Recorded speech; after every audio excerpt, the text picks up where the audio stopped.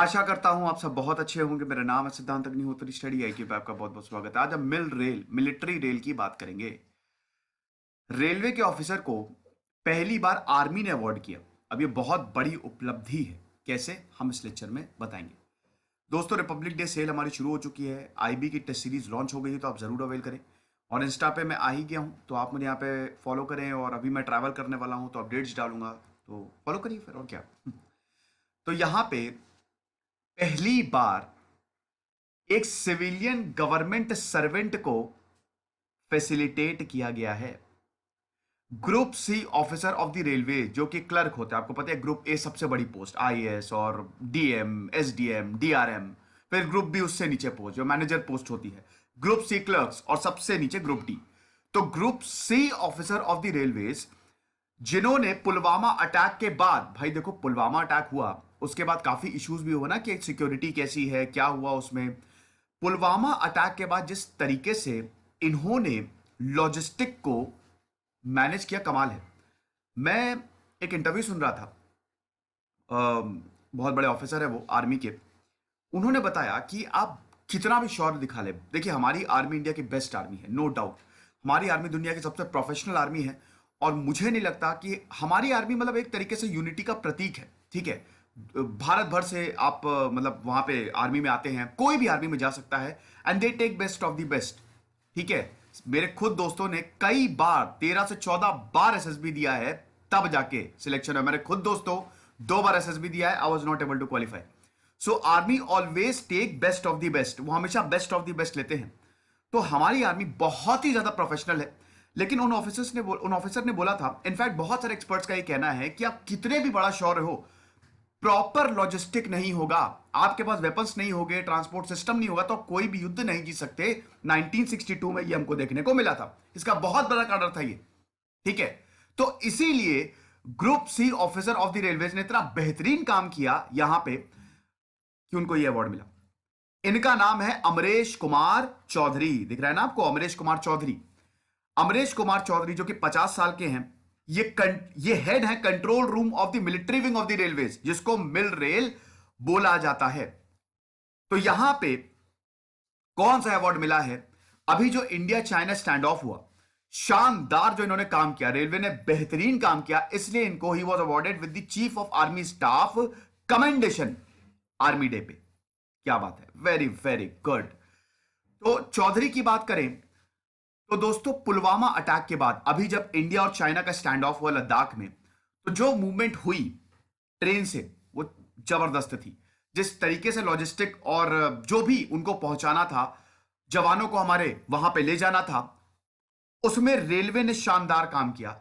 और ये पहली बार है जब group C staff of the railway, यानी कि एक सिविलियन को आर्मी ने अवार्ड दिया है। इससे अच्छी कोई बात हो ही नहीं सकती। तो अब देखिए, जितने भी मिलिट्री कम्युनिकेशन है, it happened through this wing. ये एक स्पेशलाइज्ड विंग है इंडियन रेलवेज की, जो सिर्फ movement of jawans, logistic equipments को हैंडल करती है। टैंक्स, 3 आर्म्ड फोर्सेस के टैंक्स, मतलब जो भी लॉजिस्टिक्स हैं, जो भी वेपन्स हैं, नेवी, आर्मी, एयरफोर्स, उन सबको हैंडल करेगी। जाहिर सी बात है, नाम ही है मिलिट्री रेल। तो भाई देखो, अगर कहीं पे भी युद्ध होता है, तो सबसे बड़ी बात यह है ना कि कितनी जल्दी हमारे जवान एक जगह से दूसरी जगह तक जा सकते हैं। 1971 में जब बांग्लादेश से भर भर के रिफ्यूजीज आ रहे थे, तो मीटिंग चल रही थी, तो इंदिरा गांधी ने श्याम मानेकशॉ से पूछा था। मैंने उनकी पूरी बायोग्राफी कवर की, आप देखिएगा, बहुत 1 घंटे का लेक्चर है, शानदार, किताब भी उनकी पढ़ी है, बहुत ही बेहतरीन। तो श्याम मानेकशॉ ने बोला था कि देखिए, हमको थोड़ा वक्त दीजिए, क्योंकि अगर अभी हम युद्ध करने गए, बांग्लादेश को अभी आजाद कराने गए, तो हो सकता है हमको नुकसान हो, क्योंकि हमारे जवानों को वहां पे, सारे जवानों को वहां पे ले जाना पड़ेगा, और ये थोड़ा मुश्किल काम है। तो इसीलिए transport is very very important, कि मूवमेंट कैसा हो रहा है। तो ये जो विंग है ना, ये सिर्फ हमारे movement of jawans, logistic, equipments, सब कुछ ये विंग जो है वो देखती है। तो जितने भी मिलिट्री कम्युनिकेशन है, it happens through this wing. Railway board इसको मैनेज नहीं करती है। ये जो हमारी रेलवेज है, डेडिकेटेड टू आर्मी, और यहां पे रेलवे मैनेज नहीं कर रहे हैं, तो इसका मतलब इनका जो ऑफिस है वो कहां है? सेना भवन में, रेल भवन में नहीं है। एक और ऑफिसर ने यह बोला कि जो strategic movement of the defence forces होता है, उसमें भी ये काम करते हैं। जैसे अभी लद्दाख में इमरजेंसी केस था, वहां पे मैन और मटेरियल दोनों को ही पहुंचाना था। देखो, लद्दाख की टरेन बहुत मुश्किल है, ठीक है, लेकिन वहां पे भी रेलवे लाइंस बिछाई गई हैं। यहां पे सबसे इंपॉर्टेंट क्या है? एयर, ठीक है, एयर से सब कुछ पहुंचाया जाता है। सेकंड नंबर पे आता है रेलवे। तो जितना भी डिप्लॉयमेंट, भाई अब आप एक बात बताओ कि आप एयर से, चलो ठीक है, आप एक विमान ले जा रहे हो, कितने लोगों को ले जाओगे? आप कितने जवानों को ले जाओगे? एक रेलवे में तो दोस्तों 2-3 हजार एक साथ आ जाते हैं, ले जाओ। वर्ल्ड वॉर 2 में सारा का सारा मूवमेंट रेलवे से ही तो हुआ था।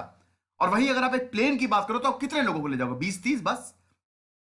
तो इसीलिए 30 से 40 गुना ज्यादा आप रेलवे में ले जा सकते हो और बहुत कुछ ले जा सकते हो, टैंक्स ले जा सकते हो। मुझे याद है कि मैं एक बार क्रॉसिंग पे खड़ा हुआ था तो मालगाड़ी निकली और उस पे इंडियन आर्मी के सब सामान था, टैंक्स थे। मजा आ गई थी देख के, क्या गजब। तो बड़ी एक गजब की फीलिंग आ जाती है। तो इसीलिए हम ये कह रहे हैं कि जो सेकेंड टायर मूवमेंट होता है, जो फर्स्ट तो एयर से ही होता है, लेकिन जो सेकेंड टायर मूवमेंट होता है, लद्दाख में बात कर रहे हैं, that is done by rail. तो आप ये क्या ऐसे ही हो जाता है? नहीं, ऐसे नहीं होता है। ऐसे हमला भी हो सकता है ना, बहुत लोग हमला भी कर सकते हैं। तो होता क्या है कि कोड के फॉर्म में होता है। अगर मान लो कि कोई ट्रेन्स ट्रूप्स को या इक्विपमेंट को कैरी कर रही है, तो यहां पे कोड भेजा जाता है मिल रेल को, और उसके बाद उसको डिसाइफर किया जाता है। वरना दोस्तों बड़ी दिक्कत हो सकती है, हमला भी हो सकता है। कोविड-19 लॉकडाउन में भी कमाल का काम किया। कोविड-19 लॉकडाउन में जब सारी पैसेंजर ट्रेन सस्पेंडेड थी, तो आर्मी ने स्पेशल ट्रेन चलाई थी ना, ताकि पाकिस्तान और चाइना बॉर्डर्स में डिफरेंट ट्रूप्स को डिप्लॉय किया जा सके। भाई देखो, जहां पाकिस्तान का बॉर्डर लगता है, चाइना का बॉर्डर लगता है, वहां 24 घंटे हमको जवान की जरूरत है। अब दोस्तों हुआ क्या कि भाई लॉकडाउन हो गया, लेकिन मिलिट्री चाहे लॉकडाउन हो चाहे कुछ भी हो, वो अपना काम करने से रोकेगी तो है नहीं। वो तो अपना काम करेगी करेगी, और बहुत जरूरी भी है। तो इसीलिए यहां पे आर्मी ने स्पेशल ट्रेन चलवाई, ताकि चाइना और पाकिस्तान बॉर्डर्स पे हमारे जवान तैनात रहे। मिलिट्री विंग की बात करें तो मतलब इस रेल की बात करें तो और मल्टीपल ट्रेन चलवाई इन्होंने, ताकि झारखंड और बाकी जगह से वर्कर्स को लाया जा सके। लद्दाख में जो बॉर्डर रोड बीआरओ जो है, वहां पे रोड बना रही है भाई, इसीलिए तो चाइना इतना खार खाया हुआ था कि आप कैसे इतनी बड़ी रोड बना सकते हो, ठीक है, श्योक रोड, गोल्डी श्योक रोड, इतनी बड़ी रोड आपने बना दी ऐसे ही। तो यह भी एक रीजन दिया जाता है कि चाइना बड़ा एग्रेसिव हो गया। तो जो बीआरओ कमाल का काम कर रही है लद्दाख में, प्रॉपर देखो, रोड की इसलिए जरूरत है ना, कहां से लॉजिस्टिक, यहां पे ट्रेन हर जगह आप रेलवे लाइंस नहीं बिछा सकते, बहुत खर्चा आएगा। तो रोड बना दो, कम से कम ट्रक्स जो है या जो ट्रांसपोर्ट होता है, रोड ट्रांसपोर्ट होता है, वही सामान को कैरी कर ले। तो इसीलिए बीआरओ शानदार काम कर रही है। लेकिन उन रोड कौन बनाता है? वर्कर्स। हम लॉकडाउन में तो सब बंद थे, तो यहां पे रेलवे ने बहुत सारी ट्रेन चलाई ताकि उन वर्कर्स को लाया जा सके और लद्दाख में रोड बनाई जा सके, इंफ्रास्ट्रक्चर कंटिन्यू रहे, ठीक है। और मिल रेल में एक कंट्रोल रूम भी है जो कांस्टेंट टच में रहता है डिफेंस मिनिस्ट्री, होम और सारी जोनल रेलवेज। कोऑर्डिनेशन देखो यार, कितना ये सारी चीजें देख के कितना अच्छा लगता है कि कितने जबरदस्त तरीके से, ऑर्गेनाइज्ड तरीके से हमारी मिलिट्री काम करती है। और इसीलिए हम दुनिया की सबसे बेहतरीन मिलिट्री है, सबसे बेहतरीन, नो डाउट। एंड श्रेय गोज टू आवर जवान्स, टॉप मैनेजमेंट। इतना बेहतरीन आज भी दोस्तों शहर का सबसे बेहतरीन एरिया कैंट का होता है, क्योंकि वो आर्मी मैनेज करती है। सबसे बेहतरीन एरिया, सबसे खूबसूरत एरिया, क्योंकि they are very very disciplined and honest. शानदार, जितनी तारीफ की जाए ना अपने जवानों की वो कम है। तो पीस टाइम में भी दे आर ऑन अलर्ट, और वॉर लाइक सिचुएशन में तो फिर तो आपको पता ही कि कंट्रोल रूम जो है वो तो बहुत ही ज्यादा एक्टिव हो जाता है। जब पीस टाइम पे इतना कुछ हो रहा है, तो वॉर टाइम में तो कहो तो चाइना तक ही रेलवे बना दे, है ना, वहीं तक ही पहुंचा दे। तो बहुत सब कुछ सीक्रेट तरीके से होता है, और बिल्कुल सीक्रेसी जो है, मूवमेंट आपको पता भी नहीं लगता होगा कि कब ट्रूप्स पहुंच गए, पता भी नहीं लगता होगा। तो एकदम सीक्रेट तरीके से होता है, जैसे बिल्ली आती है ना घर पे दूध पी जाती है, वैसे ही पुलवामा अटैक में भी देखिए यही हुआ कि जब ये अटैक हुआ उसके बाद जो भी मूवमेंट था, ठीक है, ट्रूप्स को ट्रांसपोर्ट करना, इक्विपमेंट को ट्रांसपोर्ट करना, आर्टिलरी गन्स हो गई, टैंक्स हो गई, बहुत ही सीक्रेसी से वो हुआ है, किसी को कानो कान खबर नहीं हुई है। यही है, ये लेक्चर था दोस्तों। अभी मेरे चैनल पे 13,000 सब्सक्राइबर है, आप यही ज्वाइन करिएगा।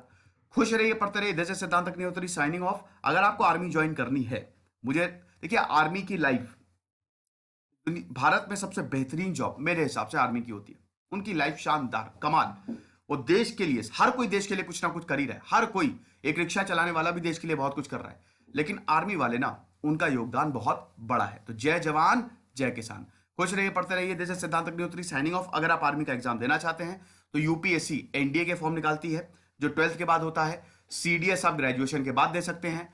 और एक रिटन टेस्ट होता है, कॉमन रिटन टेस्ट। उसमें इंग्लिश, मैथ्स, जनरल नॉलेज आती है, मतलब जीएस आता है। और फिर उसके बाद अगर आप उसमें सिलेक्ट हो गए तो 5 दिन का एसएसबी होता है। उसको आप क्रैक कर लिए तो आपका सिलेक्शन हो जाएगा। बाकी और भी वांट्स, ग्रुप सी की भी वांट्स निकलती है, टेक्निकल की भी वांट्स निकलती रहती है। वो थोड़ी छोटी पोस्ट होती है, लेकिन वहां से भी आप प्रमोट होकर जा सकते हैं। तो ये तरीके हैं आर्मी में जाने के। आर्मी में जाने के। I am sorry. खुश रहिए, पढ़ते रहिए। दिस इज सिद्धांत अग्निहोत्री साइनिंग ऑफ।